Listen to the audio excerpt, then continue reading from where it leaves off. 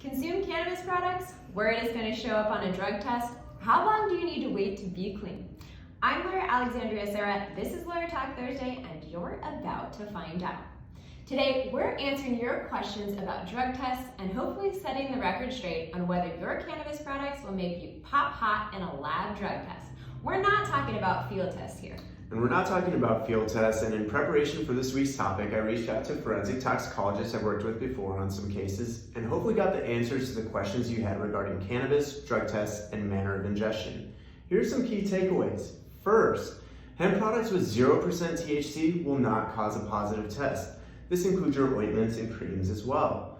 Second, hemp with 0.3% or below shouldn't cause a positive test. However, there are some exceptions. If you're massively dehydrated, if you use a ton of CBD, if you just use some right before they collected the specimen, you may pop hot.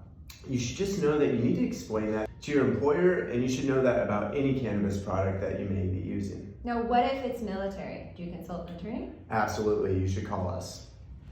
Now what you've probably been waiting for. Third, many Delta-8 products are likely to cause positive tests.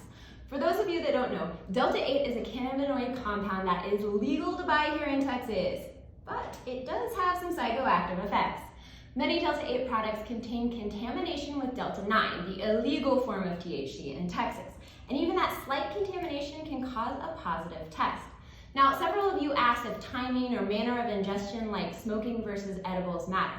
What did he have to say about that? Yeah, absolutely. So let's start with the 30-day myth. We hear a lot of times if you use marijuana, you need 30 days to clear out of your system before you can pass a drug test. Well, that's not necessarily true. It really just depends on how frequent you use, how often during the day you use, what type you use, whether vaping, inhale, smoking traditionally or edibles or whatnot. The bottom line is that it may or may not be around that. It probably isn't around that 30-day time frame if you're on the shorter end and not using it that much. But if you're if you use it a lot, it's going to be a lot more than 30 days most likely.